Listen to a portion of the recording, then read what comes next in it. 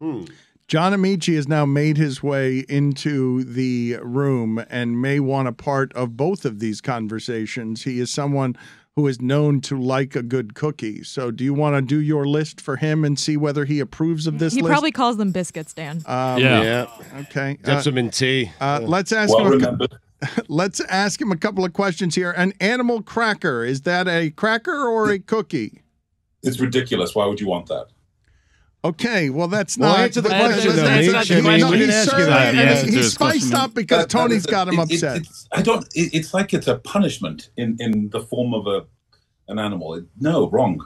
Okay. They taste awful. They're in my 4th tier, so you're right, John. All right, careful, so let's Peter. go through the tiers. Zigzag. 4th tier.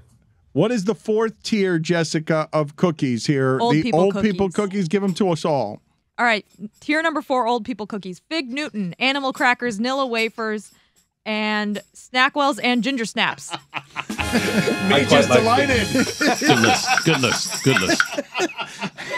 What a reaction from me. Okay, do we have the blue tin of Danish cookies in there? Or we don't have that. We deduced earlier that it doesn't actually have any cookies in it. It's just got some of Grandma's earrings in it. and a couple It becomes an organizer. A couple of screws from the garage. That goes in the gets the job done category because sometimes you need a tin. So it literally gets the job done of storing your buttons and various threads and needles. So that's in tier 3. Tier 3, the get the job done cookies, Teddy Grahams, oatmeal cream pies, Milanos, Chips Ahoy, blue tin cookies.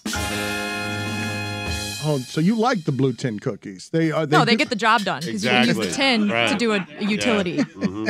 Get the job done, man. I'm sorry. I was Okay. I was so confused by the nuances and complications of the cookie tiers. Number 2 tier is that's a nice cookie.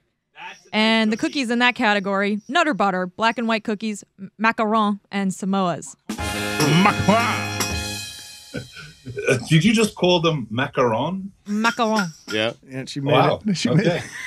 Elevating them to the presidency of France. I like what you're doing there. Emmanuel Macron. And the final tier? The final tier, these are the good cookies. These are the cookies that you seek out. Thin Mints, Oreos, frosted animal crackers, Tates, and frosted sugar cookies. Thin Mints? Thin Mints are delicious. People seek them out, Dan. They do. People seek them out. Yes. Billy, you just said bad list. Horrible. There's no elf fudge on there. That's really my only gripe. That's it? Elf fudge? Yeah, elf fudge I'll is stick elf fudge in number 2. John, how do you feel about elf fudge cookies? You have those over there across the pond? We don't have them in England. I was underwhelmed by them when I was in You should America. move. Yeah. Oh, spoils of war, What's your- I guess. John, what's your favorite digestif? My favorite. Well, I mean, you haven't mentioned digestives at all, which are excellent. Digestive biscuits. And Yeah, because they sound hobnobs. yucky. Hobnobs and chocolate hobnobs, which are amazing. They might be the best biscuit in the world.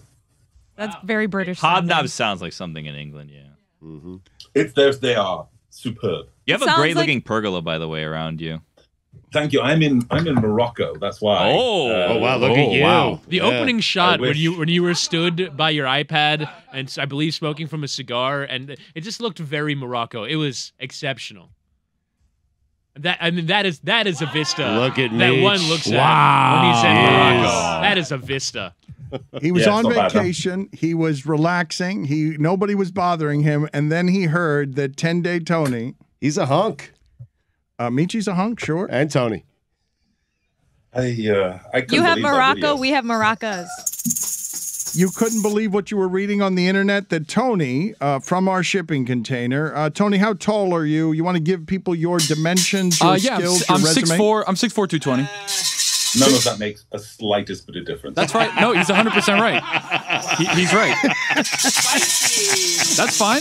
All right, so let's Your talk. bar arm, the bar arm that you had out, that would make every post player, I mean, even the most adequate, just salivate because people are spinning off you Yeah, instantly. and dunking like crazy. 100%. Makes me salivate, that's for sure. What do you happened? mean, Tony? 100%. You were talking all sorts of trash. So tell us now, with Amaechi right here, tell him and tell everybody what you've been saying now for a full 24 hours about Amaechi. How long has it been since you've been in the NBA? How many years? 30, 20. 20. 20 years. What is your claim, Tony? My claim is that if we played one-on-one, I'd beat Meech. It's a pretty simple claim. Laughable. I mean, it could be laughable to you guys, but it's something for me and Meech to get out on the basketball court and figure out. I mean, how old are you again? 31. Oh, wow. It's interesting. I mean, it's too old to be making such a claim, but also too old to back up the claim also. Meech, the thing is, I never stopped. That's fine. The thing is, I never stopped playing Meech, so I'm still playing at a very high level, and I think that I can beat you. Is that LA Fitness? No. Oh, wow. That's on Saturday mornings at 8 a.m. Okay. Yeah. That's good to know. Best comp in Miami, by the way, at 8 a.m. on LA Fitness in Kendall. What are the questions that you need to have? Are there any that are relevant, Meech, to explain to him? Because I'm always telling everybody, basically, that they don't have any real understanding of how great the people who make professional sports, who even get to do it for a living as a career, you have to be so much better than yes. in every workplace. It's not like that workplace where it's harder than hell to get to the top of the sport, and people underestimate how skilled you guys are. Well, the surprise to me was it came to the house, right? That was the surprise, because of all the places I know that you guys know, that it's just not that it, any person who thinks they're good can get beaten by Felton Spencer in a 3-point shooting contest. Any person, by a guy who, a guy like me who took 6 threes or maybe 13 and made one of them or something, that bad in terms of range, I would still kill somebody who thinks they're good. Kill in you. The regular. Debatable. Wow. But It just Murder. Wow. And what I'm trying to point out is that, yes, I was super average, but every super average NBA player will kick your ass. Wow. But the question is now. Now. Ooh. Not in 2002. Now. Today. Oh. Yeah, I'm 51, so I'm not going to try and win some kind of complex game. But I'm 51 and I'm still 400 pounds. There's just nothing you're going to do about that. Well, John, to be fair, John, I give you, as all this laughter erupts around us, as all this laughter, erupts around us, John, I am respectful of people that were able to play at such a high level as yourself. I have played. I'm waiting for the but. There's no but. I'm going to get there. So you can see me here. Thank you, Billy. So I've played at pretty high levels myself. Yeah. I've played against guys who have played in the NBA for. He beat Lawrence. What? He beat Bill Lawrence. No, don't worry about Bill Lawrence. Like, I played against guys in high school and in college that played in the NBA. Like, I know the level that it takes to get to that level. And there's guys that you've never heard of in the NBA that would walk into any gym and annihilate anybody. My claim was that you, at your present state, right now at 51 years old, it's going to be difficult for you to guard somebody 20 years you're younger. You're junior. You're junior with the lateral movements that are necessary for basketball. You know them more than anybody.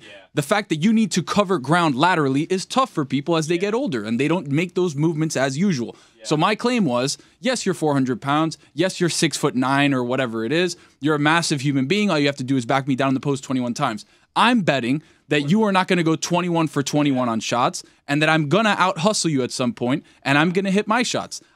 Also, as an NBA player, as a super competitive athlete that made it to the top 1% of 1%, you also know as an NBA player that you never doubt yourself. You can take on anybody in the world, and it doesn't matter. I am built out of the same cloth. I don't care who it is. Because he played in the NBA. That's fine. That's fine, but I don't care. I'll go against anybody. He's calling you old, fat, and slow, John. When you're faced up against Shaq or the Admiral or somebody amazing in the post, only the idiots sit there and say, I got this, don't help, I've got this. No, you scream help as loud as you can, and you hope that double comes from the XY, the Z, you don't care where it comes from. But that double and perhaps the triple must come. Otherwise, Shaq is going to dunk on you. Yes. Wow. Because that's just the inevitability of it. Now, you're right that I'm not going to make every shot, but you're going to foul me or I'm going to make a layup 90% of the times, and that wins me that game. Well, maybe, but you have to hit 90% of those shots. And if you're having a bad day where you hit 73% of those shots, I'm going to get a rebound. I'm going to force you to play outside. How are you going to get a rebound? Because if the rebound goes long, I'm betting that I'm going to beat John to a long rebound. I don't think that's a crazy assumption. I'm sorry, a layup isn't going to bounce long. I hear you, but if I give you a little bit of maybe a 7-foot jumper, It may come off the. Why would I have to take a 7-foot jump? Maybe you're feeling saucy. Why I don't would he know. settle for that, Maybe Tony? maybe you're feeling saucy. You're getting back into the groove of things. You're like, oh, I can take a 7-foot pull up from right here. No. Listen, the one redeeming feature that I've had throughout my entire career is not athleticism. It is simply being clever. I'm not going to try and win a competition. People are going to boo. They're going to say, this is so boring. Bounce, bounce, bounce, back you down, layup. It's so dull. And I'll say, yes, but effective. Where's my cheeseburger? You are Right, but have you ever had the chair pulled out on you? this again. Of course I have. Thank you. Chair. And you know that I have that in my back usually pocket end up just getting in a leg. case. Right. Just in case I can pull that chair, and all of a sudden But that ball only gets out works- there. I can. That only works if you're terrible, right? Because I would Correct. have to be leaning on you for that to be effective. Correct.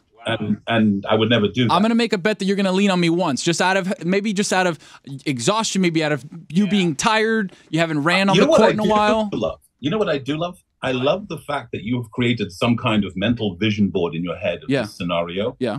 And I love the optimism of it. It's like those people who do the vision board that's got the car they're going to have, the Lamborghini, The house. they're going to Yep. have, the penthouse. Mhm. I think it's really important to have those kind of dreams because there is always that, you don't get that, you get the next best thing, and Right. you'll get the next best thing. That's just it's losing.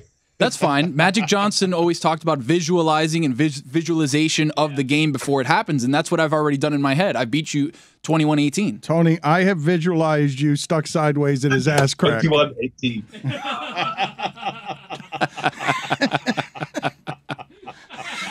You missed that one bunny, and I hit a 3. Like that's what very happened. Specific. So what Tony is arguing is that he's going to pull you out to the 3-point line. And I'm gonna make you defend me in the perimeter. Yeah. to defend you outside, and then he's That going to would drive. require you to be a really good outside shooter. John, I am really good outside shooter. Oh, well, there you go. God. This is what he's claiming. He is claiming. I don't know. When's the last time you held a basketball, John? Because you haven't played in a while, correct? This is. I don't play. No, I haven't touched a basketball in 15 years. Wow. I feel like that's a point for me. Yeah, I'm on Tony's side. Yeah. Mike Ryan, by the way, Listen, John. Mike Ryan That's the thing about handicap. visualization. It's much simpler than reality. It is, but Mike Ryan. Listen, I like your optimism. Thank you. We'll never get to try it out, but you can certainly discuss this visualization with me next time in Miami over beer. Okay. But I'm not. I'm I'm okay never with going to that. play again. So How about this? How about me and you take don't the kind of play? virtual Chicken. win. How about we go to a court inside? We don't have to play outside. I don't play outside. Real hoopers don't play outside. We play indoors. Me and you shoot around a little bit. You see what I got. I see what you got. And then we call it a friendly draw. And then we go get beers. That would be very disappointing Why for would all we of do it us. that way? Meech is Yes. never playing a I'm game connecting again. with Meech here, Dan. We can't lure you out of retirement, Meech, just one last time so we can watch you again and again back down Tony and then dunk. If you can dunk, you have the game. If you can Oh, dunk, there you won't have be the a game. dunk. Let's not get Okay. that would be completely speculative right there. But no, it's not going to happen. No. He's afraid of you. You and I both know that I barely dunked when I was in the league. Never mind now. Wait, Meech, are you dodging Tony? What's happening He's here? not dodging. He's afraid. Hey, John, we're friends. Yes, and you're not dodging. Remember, by the way, as we enter the next phase of this, remember that I'm British and fairly uncoaxable by the, you're not going to go for this? Yes, you're absolutely right. No, I'm going to drink a beer and finish smoking a cigar in a second and not think about this ever again. I just thought it was a fascinating thing coming from your shop. See you later. Enjoy Morocco.